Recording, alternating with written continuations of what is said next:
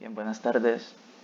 Mi nombre es Alejandro Castellanos y en este video, como asignación de la clase de turbomáquinas de la Universidad Nacional Autónoma de Honduras, vamos a realizar una explicación sobre cómo se deduce la ecuación de Euler para turbomáquinas.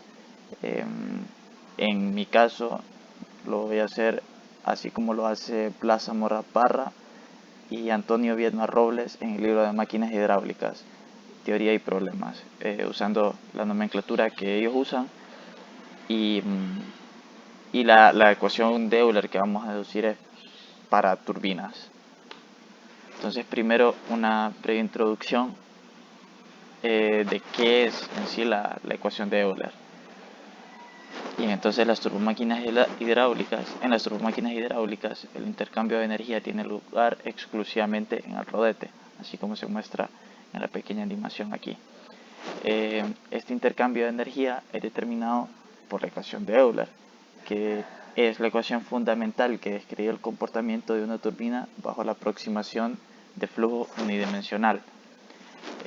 Entonces, por esto mismo es que tiene algunas consideraciones que hay que respetar, o algunas hipótesis de partida para antes de la deducción. Primero, que el régimen es permanente, es decir, que el caudal siempre se mantiene igual y por lo tanto también el trabajo el trabajo de entrada o de salida, ya sea una turbina o una bomba, al revés, una bomba o una turbina, también se mantiene constante.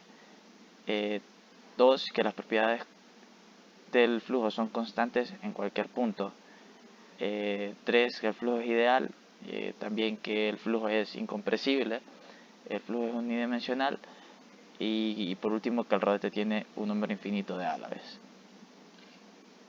Bien, entonces empezamos con la deducción de la ecuación de Euler, por la que primero vamos a identificar las velocidades presentes en el rodete.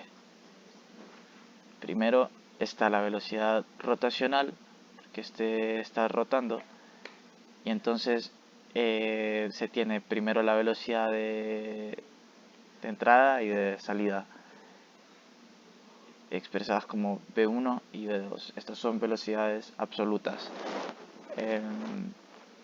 que se pueden descomponer a esta que vamos a llamar U1, que es la velocidad tangencial debido a la rotación del rodete, es decir, que son perpendiculares al vector posición de esta velocidad, el cual vendría de aquí, desde el eje de rotación hasta la cola de este vector. Esta componente es perpendicular a ese vector posición. Y también tenemos la velocidad relativa, que es tangente a la curva del álave, es decir, que esta va cambiando a medida la partícula del fluido avanza por la curva del álave. Bien, entonces teniendo esta descomposición de vectores, se pueden construir estos triángulos para ambas, tanto para la entrada como para la salida, donde el ángulo que forma la velocidad absoluta con la velocidad tangencial debido a la rotación del rodete se denomina beta 1, y la que forma la velocidad relativa y la velocidad tangencial se denomina alfa. Alfa 1 para este de aquí y alfa 2 para el de abajo. También tenemos esta otra nomenclatura que se utiliza, donde Vm es la velocidad meridiana y es la proyección del vector velocidad sobre el plano meridiano, y es igual tanto para el movimiento absoluto como para el relativo. Y por último, Vu, que de igual forma es esta componente de aquí, vendría siendo la componente en la proyección de la velocidad absoluta en la dirección de la velocidad tangencial debido a la rotación del rodete. Entonces, primero se va a calcular el momento dinámico, que viene siendo, así como se muestra aquí, el radio, o el vector posición, multiplicado por esta velocidad que viene siendo perpendicular a esta, así como en los momentos normales, multiplicado por, o sea, en lugar de fuerzas son velocidades, multiplicado por la densidad por el caudal, que esta multiplicación de la densidad por el caudal es igual al flujo másico. Entonces, como esta multiplicación del producto cruz de estos dos vectores se puede expresar como el vector r por el coseno del alfa, o de este ángulo, de la velocidad absoluta, o sea, la proyección de esta componente de aquí. Por lo tanto, esta fórmula de aquí se puede expresar así como se muestra aquí, y donde se puede observar que, como habíamos mencionado antes, la velocidad U1 y la velocidad U2 son las que se derivan de la rotación del rodete. Por lo tanto, se pueden expresar como la velocidad rotacional por el radio. Entonces, así lo expresamos aquí.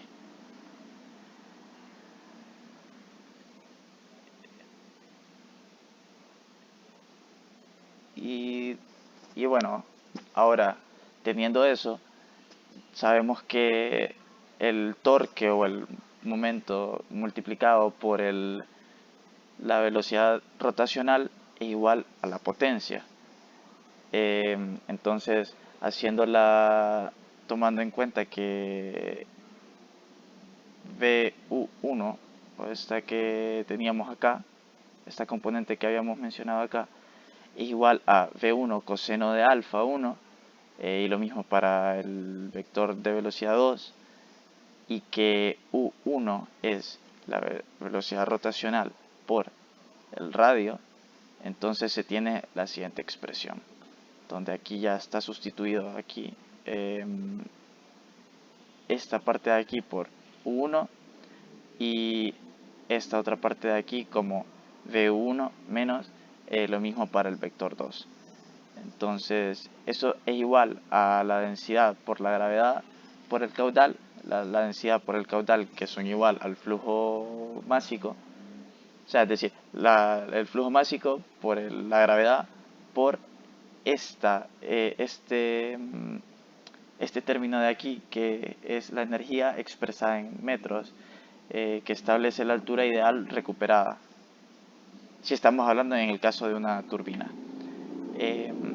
Como se puede observar, la densidad, tanto la densidad como el caudal se encuentran en los tres términos, entonces por eso se puede eliminar, se puede cancelar, y para aislar este término solo se pasa dividiendo la gravedad, y entonces se encuentra este término que da ya la ecuación de Euler para turbinas.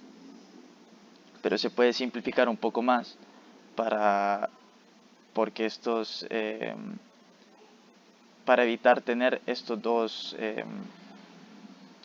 términos que ya dependen de estos ángulos. Entonces, teniendo el triángulo de velocidades, el mismo que se tenía aquí, se determina que con ley de cosenos, que w al cuadrado es igual a u al cuadrado más b al cuadrado menos 2v coseno de alfa, pero v coseno de alfa es vu, así como estaba acá. Entonces vu, o sea, este término de aquí, es igual a w al cuadrado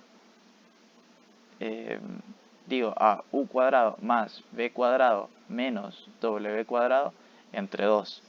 Y entonces sustituyendo u1 v u1 y u2 v2